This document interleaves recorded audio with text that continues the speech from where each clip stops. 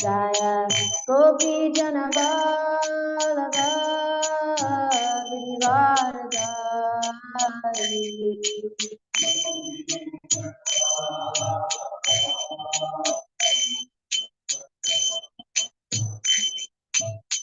Yashoda Nandana Gaja Ranjana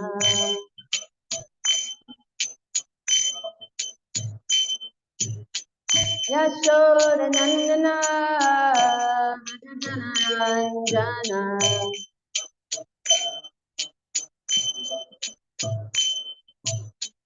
Yamuna Tira Vanachari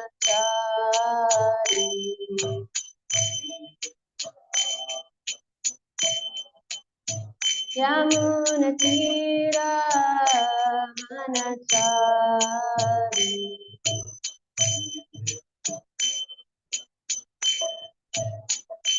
Jaya Radha Madhava Hari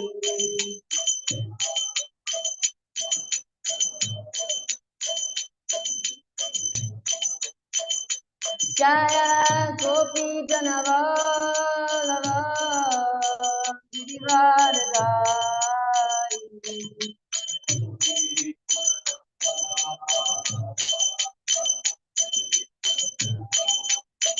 Yashoda Nandana Gaja Ranjana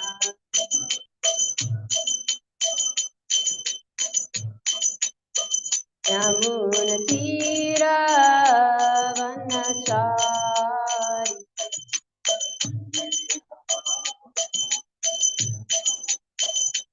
Jaya Radha Madhava Hari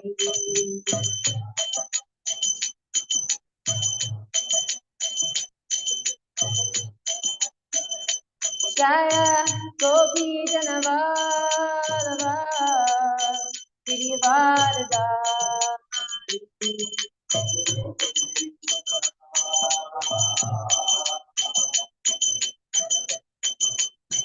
Yashoda Nandana Gaja Ranjana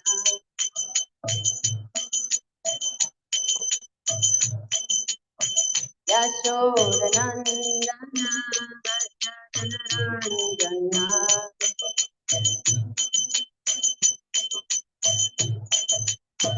Yamuna Tira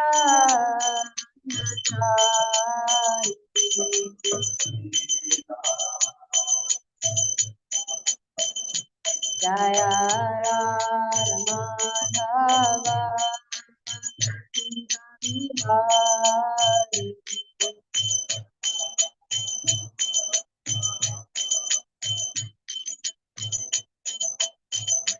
Jaya Gopi Janavallabha Girivaradari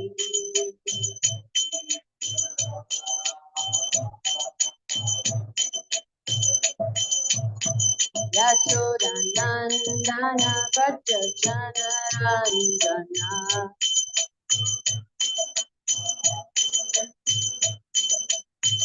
Yashoda Nandana Gaja Ranjana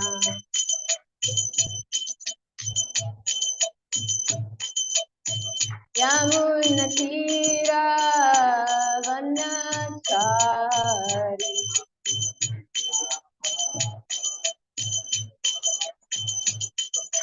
Hare Krishna Krishna Krishna Hare Hare Hare Rama Rama Rama Hare Hare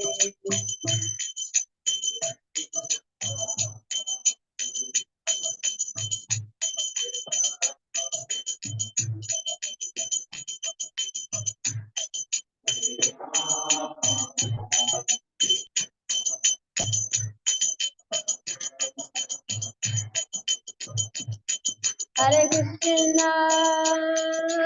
Krishna Krishna Krishna Hare Hare Hare Rama Ram Rama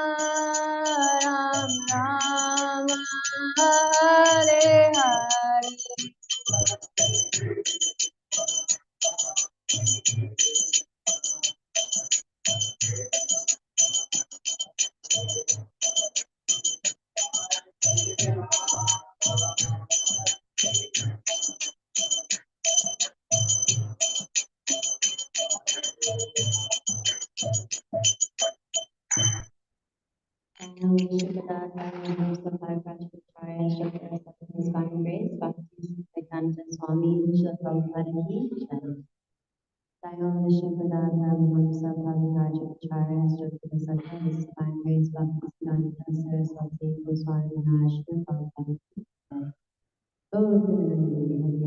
All voices of glories, Hare Krishna. All voices of glories, Hare Krishna. All voices of glories, Hare Krishna. All voices Shri Guru Brahma. All voices. Namo Shivaya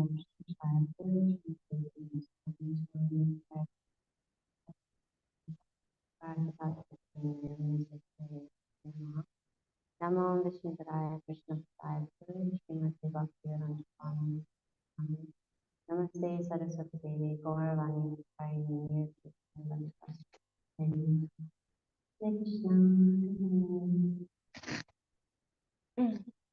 So we'll start with Srila Prabhupada Lilamrita.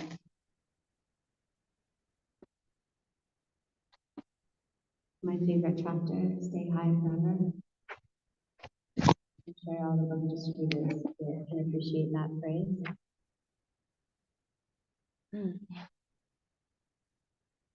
So, there were various groups among the young and hip at Thompson Square Park.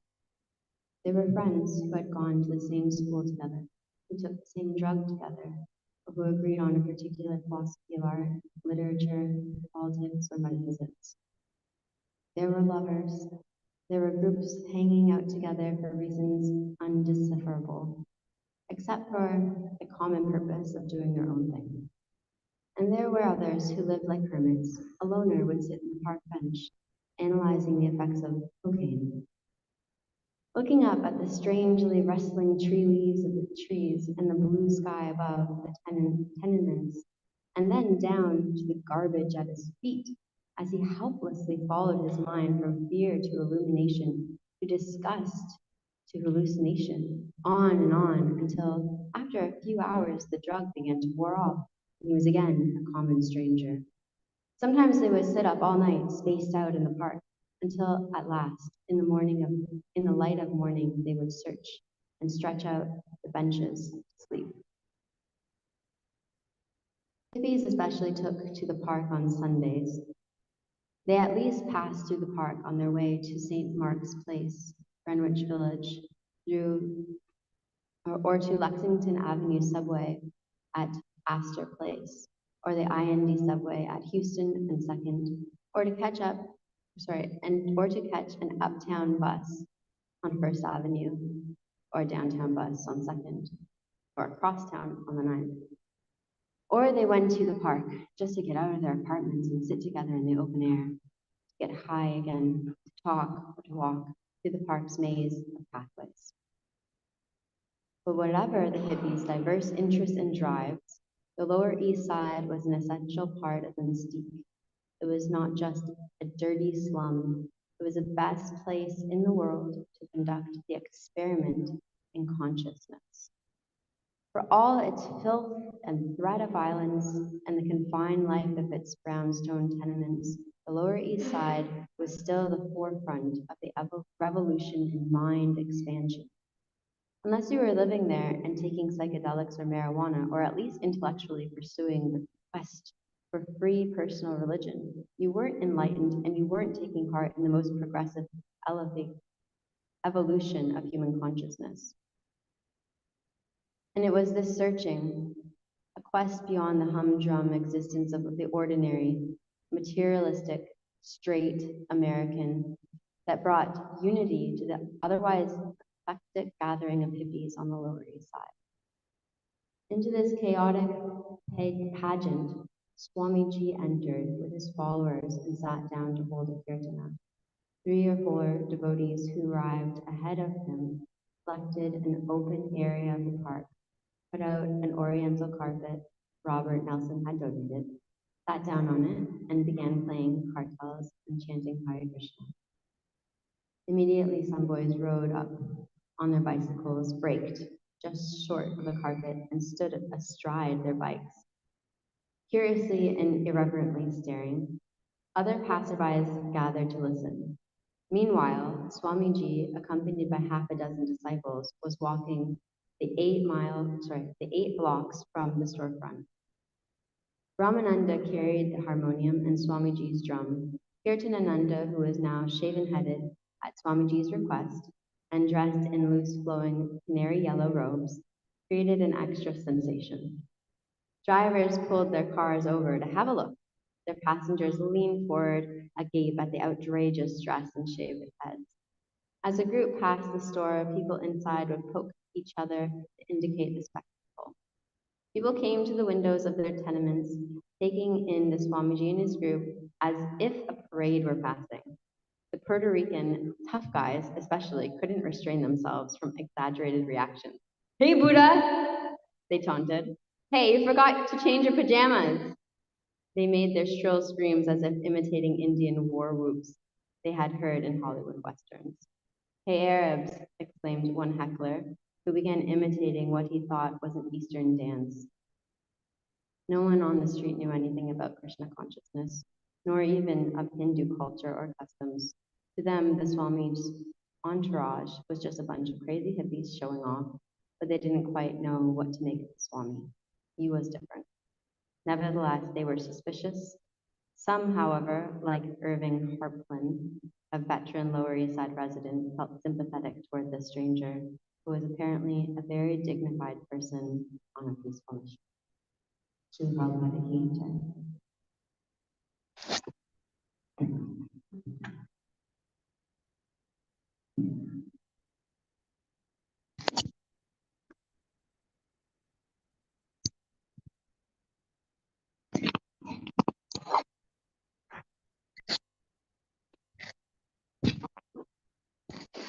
Om Namo Bhagavate Vasudevaya.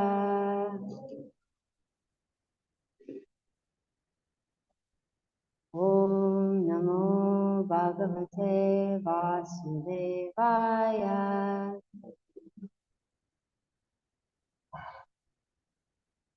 Om Namo Bhagavate Vasudevaya.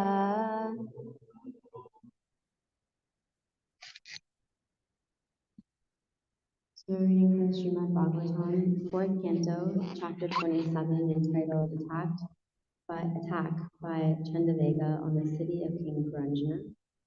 Text 20.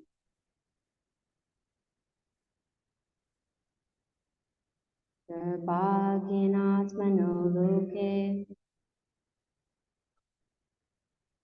Vishruta bhakte saha Yatushta rajashayetu Vritadat puravevaram Durvagyanatmano loke Vishruta durbhakti saha Yatushta rajashayetu Vritadat puravevaram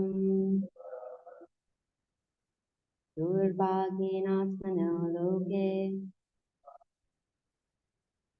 Vishruta durbhakti saha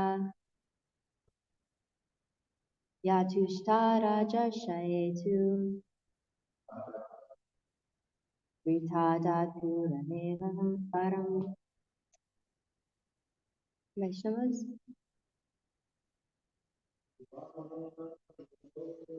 Durvagyanatmano loke Vishruta durbhakti saha Yatushta.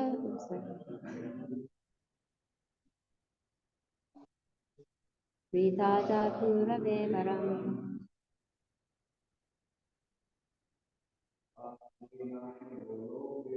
Durvakyanatmano Loke. Vishuta Durvakati Siha. Tatushta Rajashayetu. Ritada Purave Varam.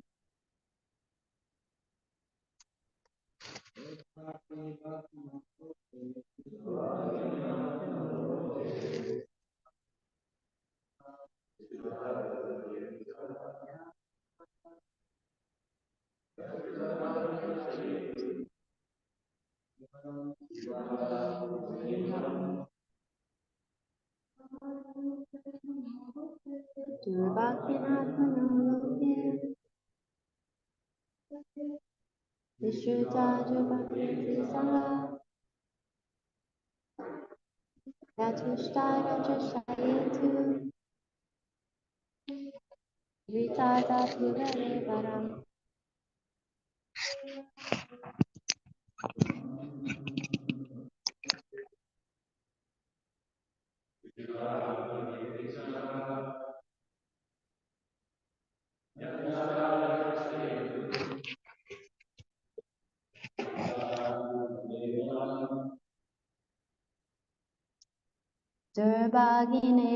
Durbagina,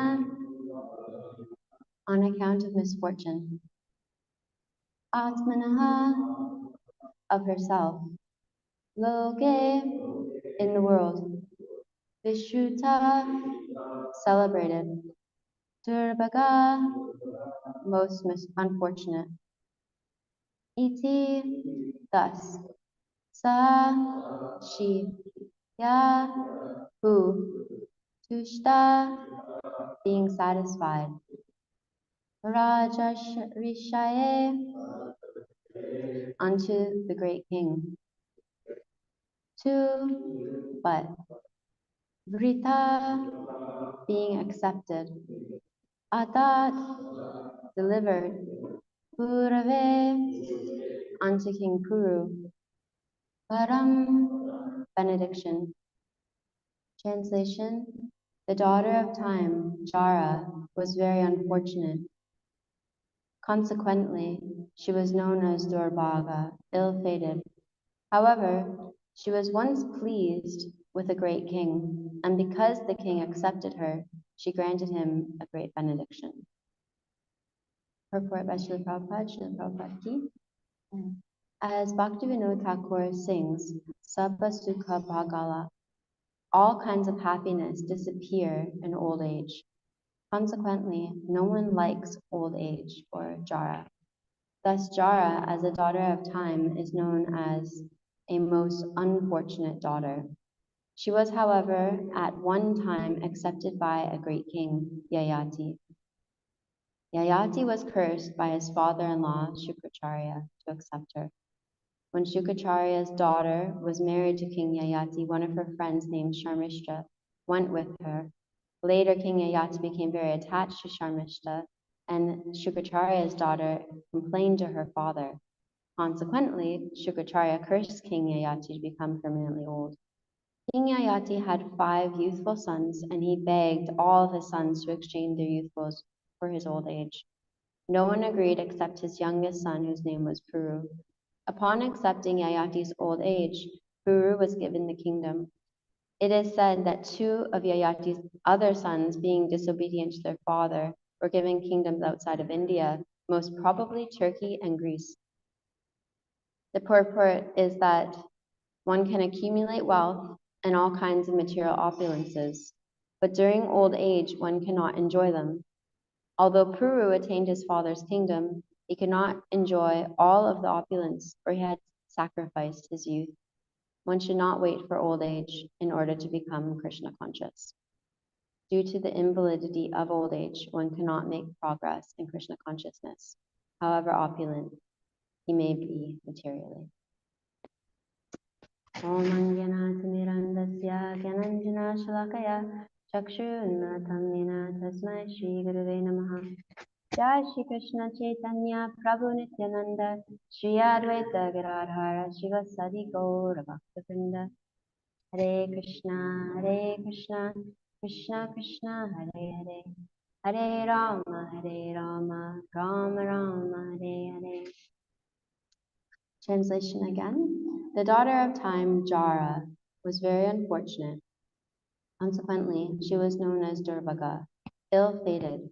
However, she was once pleased with a great king, and because the king accepted her, she granted him a great benediction.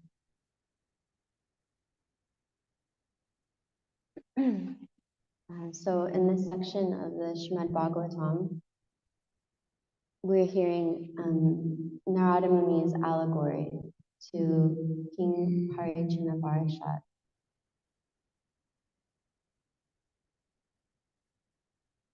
So far in this allegory, we've heard that King Pranjana met a very beautiful woman and they were attracted. And last week we heard His Holiness Devi Swami Maharaj speak about how in that attractive combination of marriage, their youth disappeared in just a moment. And they spent that youth in sense gratification and producing children, and then getting those children married. And so half their lives and all of their youth were spent just in this one way. And then as that family grew, which was massive, the dynasty became plunderers of the wealth that King Pranjana had in his kingdom. And he became very anxious, seeing his wealth being plundered. And therefore, in this chapter, but text 11 of chapter 27, it says in the translation, the great sage Narada, instructing King Paricha Barishat, said, like you, King Pranjana also became implicated in so many desires.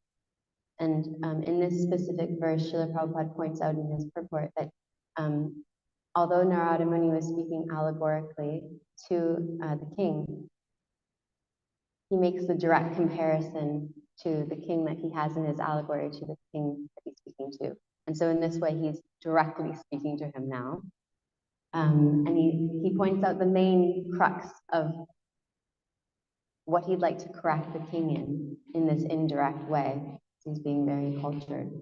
So he says, King Pranjana also became implicated in so many desires, and thus he worshipped demigods, forefathers, and social leaders with various sacrifices, which were all very ghastly, because they were inspired by the desire to kill animals. And in that purport, Srila Prabhupada also explains that this is modern civilization, that at the cost of the life of animals, economic development is pursued. And what is economic development other than feeling anxious about wealth and then trying to pursue means to maintain wealth in very ghastly ways? Of course, in this situation, the king was a karma yogi, or he was engaged in karma kandya, which is a section of the Vedas which is trying to help elevate us from a platform where we're engaged in this desire, where we have these desires for economic development or sense gratification, and we're trying to purify them. And so there's sacrifices that are offered in the Vedas as means to purify. But Narada Muni, he is feeling very compassionate towards this king, because he can see that he's engaged in all of these sacrifices, but he's not making spiritual advancement. Actually, what he's doing is he's implicating himself in the cycle of repeated birth and death, because he can perceive that all those animals that were sacrificed unjustly are waiting for the king to die so that they can take revenge.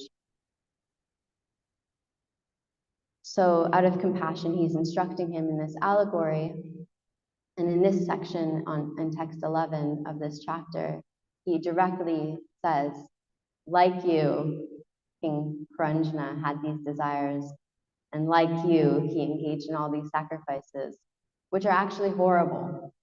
So that's like that's the exact time where he starts getting into correction mode. And it's amazing because he's been speaking for quite a long time right before this. So for myself, I can at least see how somebody who's very elevated in spiritual culture and who really feels compassion for the soul, they don't go out of their way to correct in ways that are very abrupt. They actually are very considerate and then think about how to best reach somebody.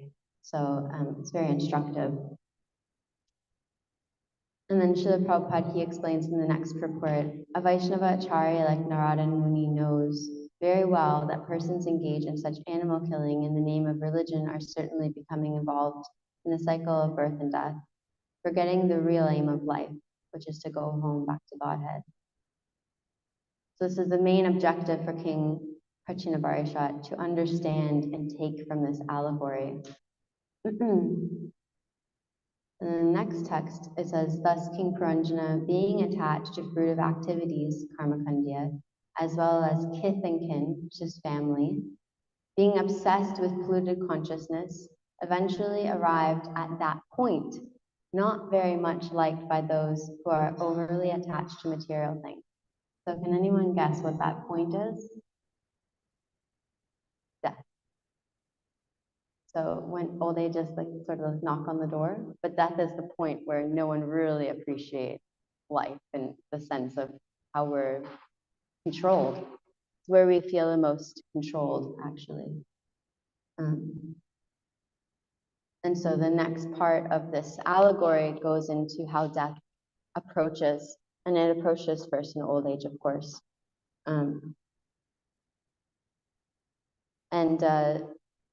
How does time approach? It approaches first by the consciousness understanding how time has passed very swiftly. So time is being represented by the character in this allegory called Chandavega, which last week we heard was defined as the name Chandavega as very swiftly passing away. And we heard last week as well that as time is very swiftly passing away, we forget that we're in a state of forgetfulness. And I was really thinking about that this week, how unfortunate that is. It's kind of like amnesia. We were thinking about it. Kadiravan, I'm very lucky Kadiravan's staying with me this week. So we were discussing this point. And like, what is amnesia? Amnesia is, so say I hit my head and then Tulsi is telling me like, your name is Kathamrita. And like, you know, this is your husband, this is your daughter, this is a temple where you'd like to come. Imagine this happens to people. So say this happens to me. Okay, and Tulsi's trying to tell me this is like, you know, your thing, this is who you are. And I not only forget that, I forgot that. So that's actually what we're being described as, our state of consciousness is being described as that in this part of the Bhagavatam, that we've forgotten that we forgot. This very unfortunate situation. And Gurudev was speaking last week, and he was saying that the only remedy to this forgetfulness, or this doubling down on forgetfulness, is to hear Srimad Bhagavatam regularly. So the way this allegory sort of wraps up, we'll hear more in detail as we come to Bhagavatam class in the coming weeks. But just for the interest of sort of summarizing. So we have King Purandjana, he meets a beautiful woman, they get married, they have beautiful children, all those children need to get married, and then they spend all the youth, half their lives, just in this one endeavor. And then the anxiety of feeling, oh, all my kids are actually now stealing my wealth, takes hold. And then with that anxiety, time knocks on the door, and followed by time, we have the pressure being put on the 9 gates of the body. So the 9 gates of this body are described as his kingdom, but essentially the soul is living within this body, so you can kind of pretend this is our kingdom. And those 9 gates are our senses and sense organs. And the pressure of time, it erodes them over the course of 100 years. And time's soldiers or sons and daughters are compared to soldiers, and they represent the days and nights. And there's 720 of those soldiers. They're constantly just attacking this city of 9 gates of this body. And we have in this allegory, the representation of our life air, which is the 5-hooded serpent. And that 5-hooded serpent is alone fighting. That life force is alone fighting all of that time and pressure and erosion, and eventually becomes very weak. And when that life force becomes weak, Jara, the daughter of time that we've heard in this voice, approaches. This is old age. And it says in this chapter that Jara, she accepts the servants of death as her husband, and that's fear. And his brother, his name is Prajvara, which means the temperature of 107 degrees Celsius, which a person experiences as a fever, the highest fever that you'll ever experience at the time of death. And so Jara is married to fear and this extremely high fever that approaches at the time of death. You can kind of understand why that would be a suitable arrangement from a marriage making perspective, because if the daughter of time is serving something or somebody, then it makes sense how she's serving the cause of death and the fear associated with death. And it explains that so this time and old age and disease cause this fear, and together they attack a materially absorbed person. So I thought to just focus particularly on this point because you're all sincerely practicing Krishna consciousness. So we don't want to be hopeless, and we don't want to feel afraid at the time of death. And so it's really important to understand the difference between a materially absorbed person and a spiritually absorbed person. So I just took a little bit of time to think about what is a materially absorbed person according to the Shastra, and what is a spiritually absorbed person. So a materially absorbed person is very nicely explained in this allegory of King Pranjana. So what is King Pranjana attached to?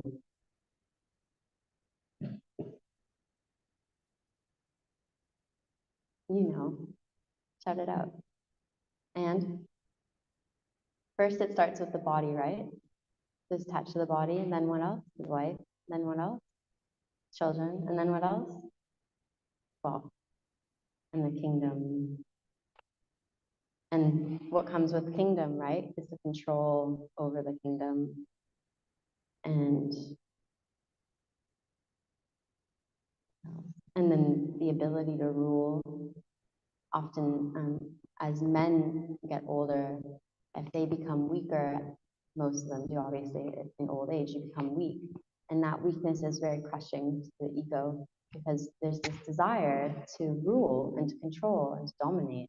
And when you're old and feeble and your body is not strong, it's a very agonizing experience. And so that's an attachment, right?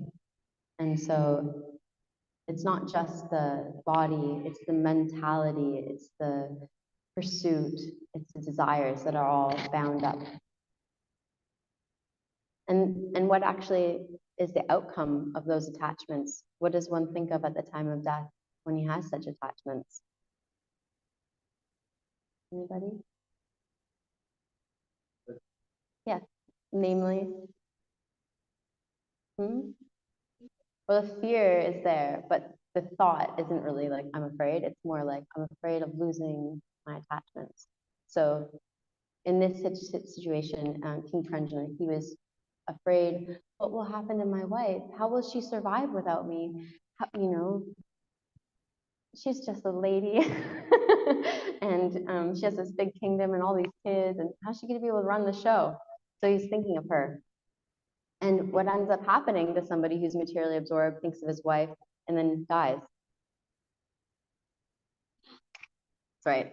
So in the next part of this allegory, he actually takes birth in a female body.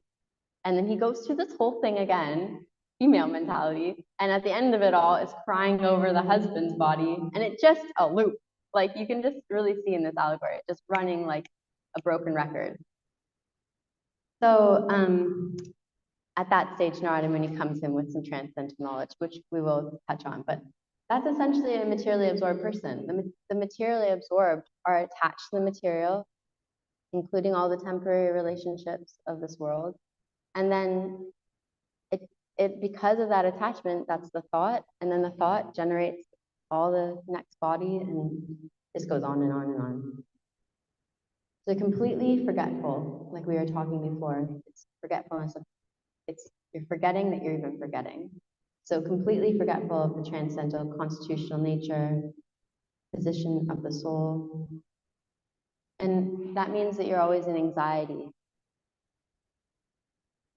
Prahlad Maharaj, he often speaks about this, how one who is attached to, or who's overly attached to material things or sense gratification, they're unable to make advancements spiritually, regardless of what association that they're taking, whether it's somebody who's instructing them or whether it's even just an understanding from within that I'm not really, making any advancement in this life.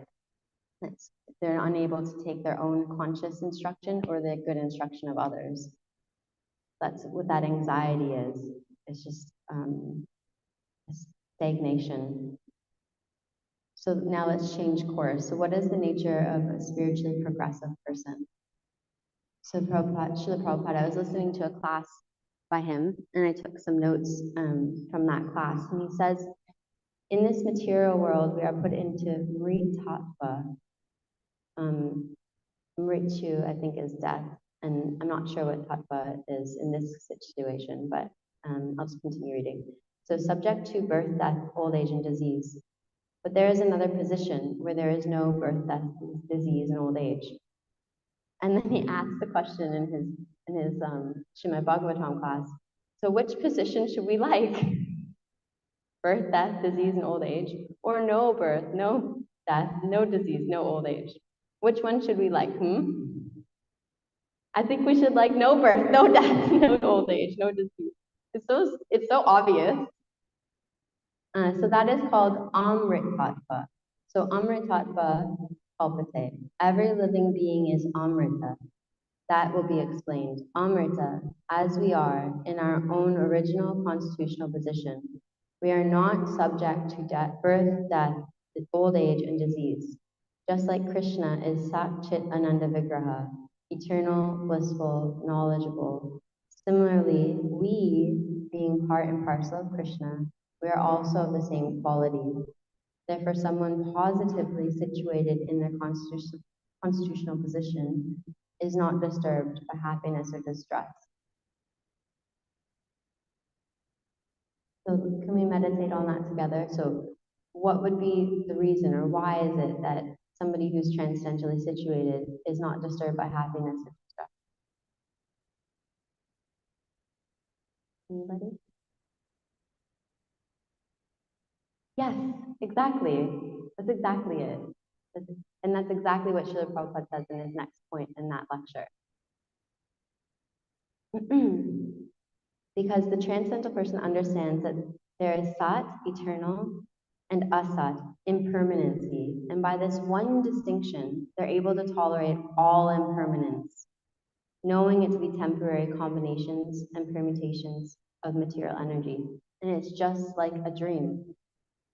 So when we go to sleep at night, our mind might be in, who knows, it might be in outer space, or we might have dreams of dragons, or like might be having a nightmare where you're being attacked by a wolf, or like whatever, and that's a dream. And when somebody's dreaming, oftentimes, say, Srila Prabhupada was giving the example that his father, he sold cloth, and so sometimes he would overhear his father, and he'd be talking in his sleep about the price of cloth.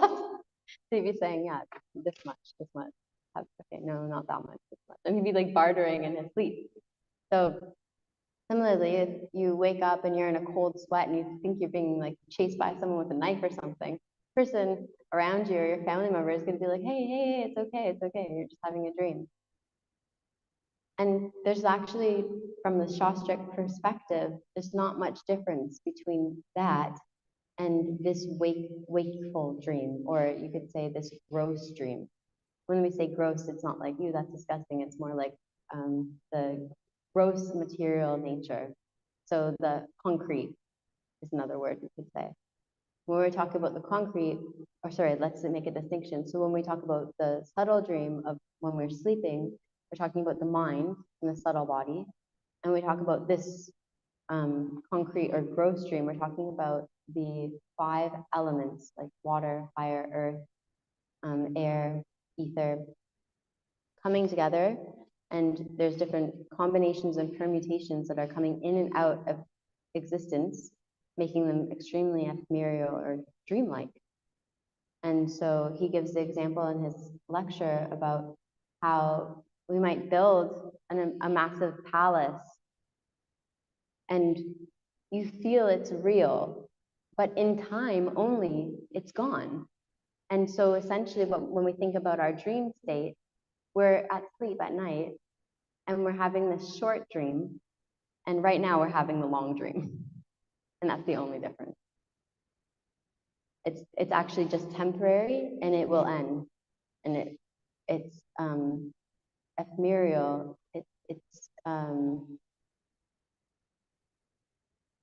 It's not the permanent reality. And so somebody who understands this, that Krishna, he is Satchit Ananda, Vigraha. His form is composed of knowledge, eternality, and bliss. And that we're coming from him. And that's our eternal reality. That's our eternal constitutional position.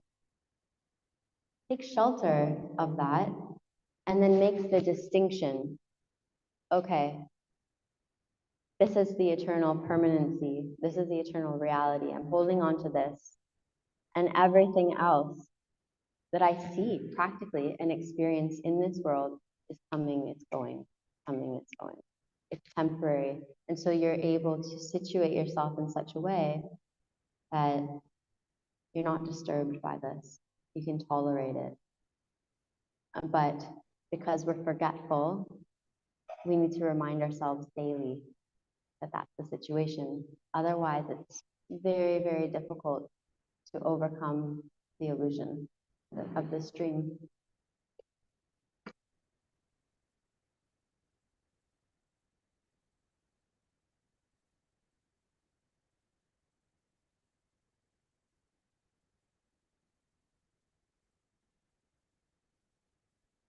This material world is also a dream. And like I said, one dream is for a few minutes or a few hours, and the other one is for a few years. And I know it's very sobering, and I'm a new mother, so it's a bit daunting, because I was standing in front of the Devis last night and I was talking to them a bit, and I was saying, okay, everything material is full of the features or the symptoms of birth, death, disease, old age, and I'm holding a baby. I'm like, birth, death, disease, old age, and it's all temporary. And it's really hard to like hold a child and think their body is temporary and my body is temporary. It's a very sobering feeling because they're so little and cute, but it's the truth. It's the truth. And And when you know the reality, it makes you really wonder why we've chosen this situation. Why have I come here? And why am I here? And why would I ever want to stay here? And it does give some inspiration to want to leave. And it's a good inspiration. So, you know, you can think like, oh, it's a bit depressing and that's a bit bleak. But then if it inspires an eternal life and existence, and then even in this existence, trying to connect with it, share it with your friends, family, and everyone else, whoever we come in contact with, and trying to like sort of take us from this very precarious existence and help us pull out of it, then that's hopeful. So what is reality? Reality is Sakchit Ananda, eternity, knowledge, and bliss. Let's break that down a bit. So Sat, Chit Ananda. So Sat is eternity. So this body is temporary, but the soul is eternal. We're possessing these material vessels, and we're taking one body after another. But when we wake up from that dream that this body is not myself, and there's something about me that is eternal, then we can wake up and realize that I'm not the body and I'm soul, and I'm a part of Krishna, and that my purpose is to serve him. And when you start serving him, then you're living that real life. You're living the waking life, even in this dreamlike world. This beautiful thing, actually. And then Chid is this knowledge. So Chid, Veda means knowledge, and Anta means ultimate. So Vedanta means ultimate knowledge. And Krishna says in the Bhagavad Gita, Vedascha saver aham eva vidyo, Vedanta krit veda vid eva chaham.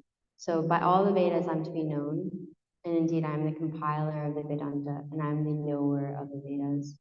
So when we talk about Vedanta, which means ultimate knowledge, what we're really saying is the ultimate knowledge is Krishna. And I've had a bit of a struggle sometimes trying to explain that to somebody who might have an atheistic or very scientific frame of mind, because it seems almost too simple. But the way that I've tried to, in my own life, explain that is if well, one way that I've heard it explained is, so say you have a cell phone, and to make that cell phone, it actually required a lot of intelligence to design it and to make it function the way it does. But that cell phone, practically speaking, is like nothing in compared to how this universe is functioning. So just by that alone, we can understand that there's an intelligence behind this universe. Because if it takes such deep intelligence to make this one device, which we all are so now addicted to, then how much intelligence it would be made to make a universe that is self-sustaining and functioning. And if there is an intelligence that makes that universe and understands how it functions perfectly, then it makes sense that that person also that there is a person, because intelligence is connected to a person. And so when we say ultimate knowledge is Krishna, what we're saying is ultimate knowledge is knowing who cause of everything is. And then by taking his instruction, we can understand everything. That's a really simple way of trying to explain that to someone who feels like their intelligence is being insulted by you just saying like, Krishna is everything. Krishna, you know, because it's true. Not everyone wants the truth to be as simple as that. To kind of break it down. And then Ananda. So Ananda is by understanding our actual constitutional position, we can be enlightened. And this enlightenment means bliss. Knowing who we are and acting on that platform as servants and serving is blissful. And it's real. It's our real life. It's who we really are. And so by doing that and acting in such a way, we're not only moving out of the dream and into the light of knowledge and service, but we're also in bliss because we're in relationship with the cause of everything. So time, old age, and disease cause fear, and together they attack the materially absorbed person. But how can time affect you when you know you're eternal?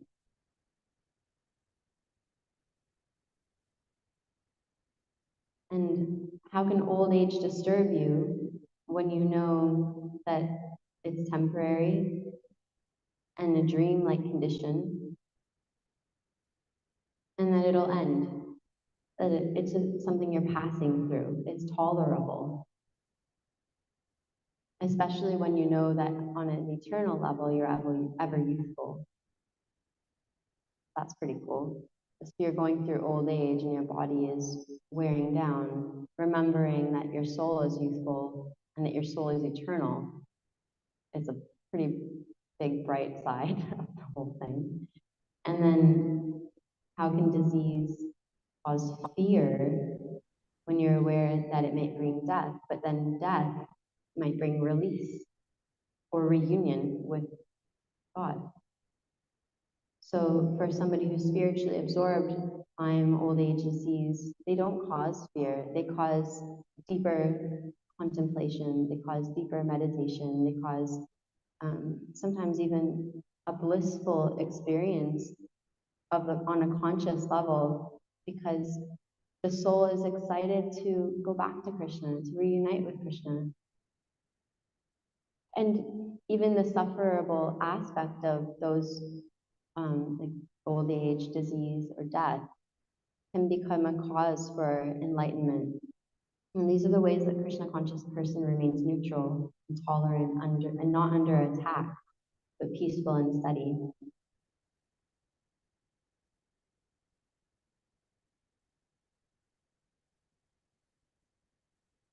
I think that's everything I've prepared. Would anyone like to add anything or ask any questions or have any comments?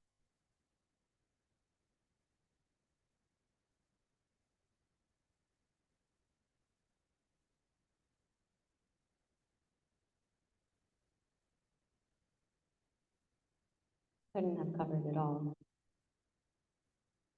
At least something that you can take away or something that might have stood out to you.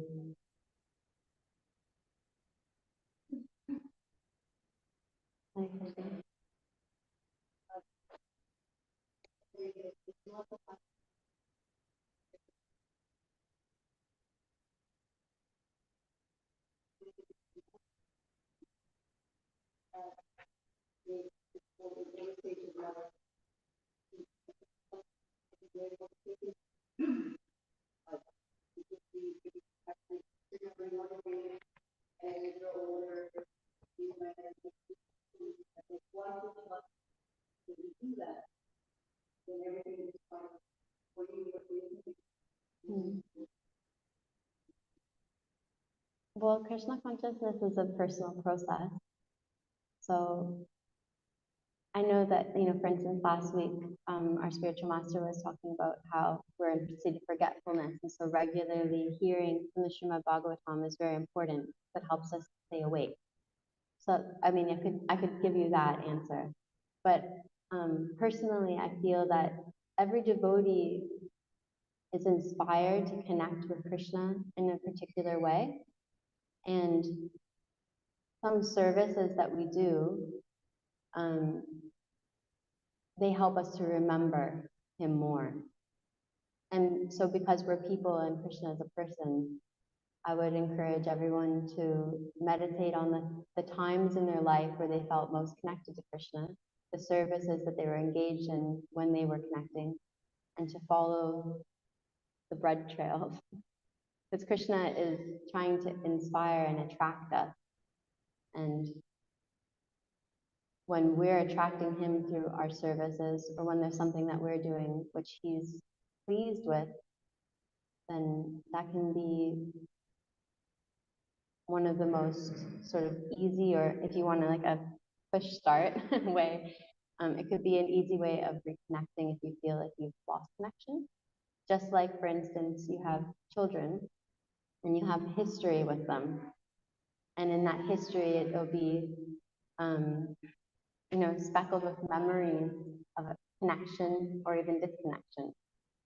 And when you know the ways that you felt connection with them before, and you feel disconnected with them now, sometimes to remember them or to remind them of something that you and them experienced together or something that you did together that made you feel close can help you feel close again, right? So for instance, say, trying to think, my husband really likes food. My husband loves food. So if he's upset or I feel disconnected, I could just make dosas and I'm pretty sure our marriage will last for many years to come. So, everybody, they respond to different things that you do as an offering of love and service. And so I think Krishna is not different from that. And so, yeah, if there's something that you've done or where you felt like Krishna was very pleased, then maybe that's something that a service that he really enjoys from you. And essentially the whole point of Krishna consciousness is to try to serve him and please him. And so I would say probably that might be the push start on if you're feeling disconnected or if you feel like the relationship needs more rejuvenation. And sometimes just by doing that one little thing, for instance, like so say, I love hearing Srimad Bhagavatam classes, and I like to hear from others their realizations. And when I do that, I feel like Krishna is pleased with me, like when I hear from others. And then later in the day, it'll be easier to chant. It'll be easier to think of him when I'm cooking. Like all the other things become easier. And I engage in those services with maybe more affection or more like smarana or more remembrance of him when I'm doing them or when I'm engaged with them. Does that help? Anybody else?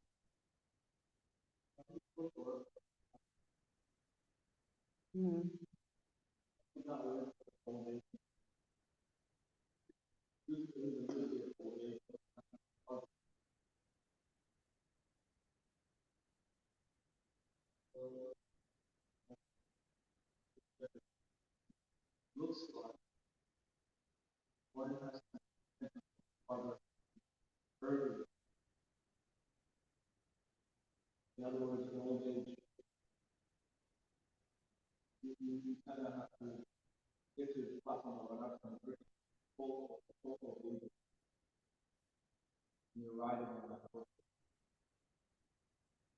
Do you feel like in old age you're coasting?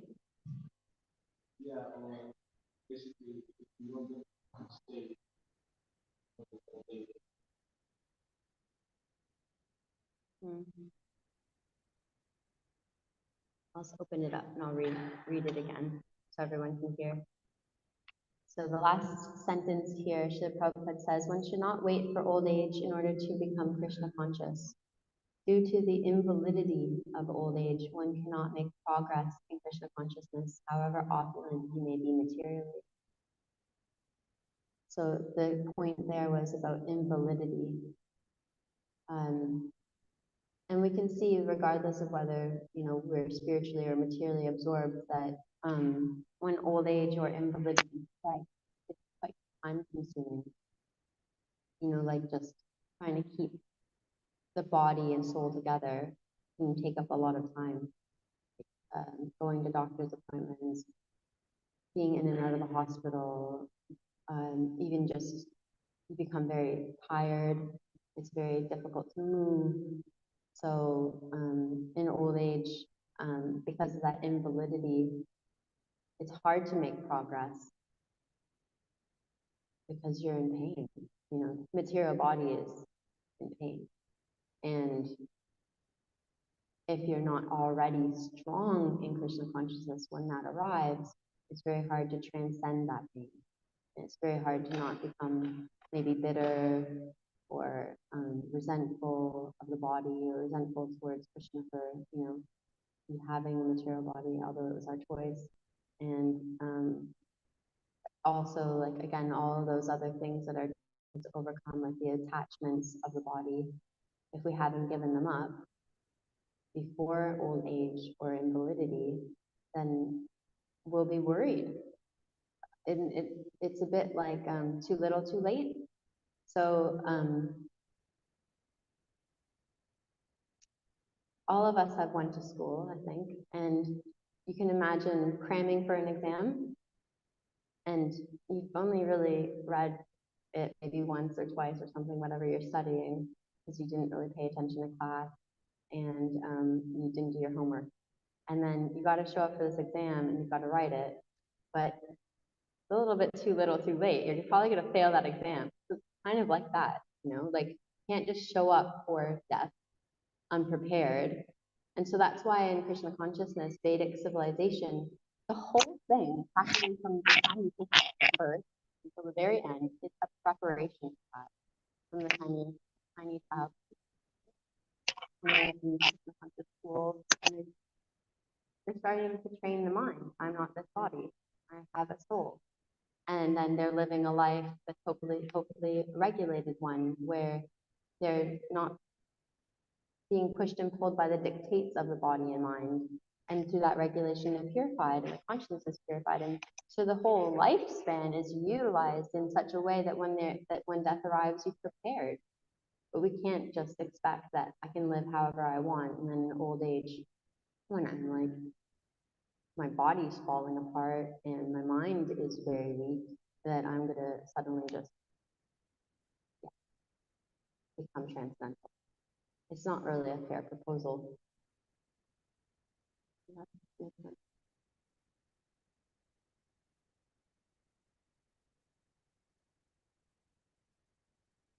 Anybody else? Been taking lots of notes. Anything? Yeah.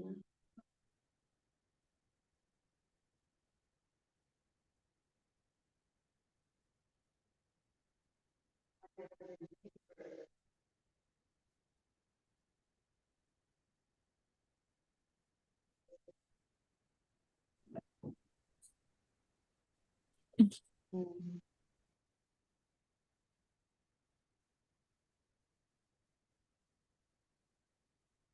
Yeah, that's an amazing point about how, like, just trying to remember that it's temporary, because I think it's quite related to your point here about how progress is difficult in old age. But if you think about it, like, if you practice your whole life, when difficulty arrives, that you try to take shelter of Krishna, then because of that routine of consciousness, that I'm in distress, I'm going to take shelter of Krishna.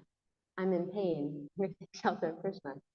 Things are disturbing and I have no control, I'm going to take shelter of the Supreme Controller. Like, that practice, that's actually our practice of Krishna consciousness. It's not just our sadhana.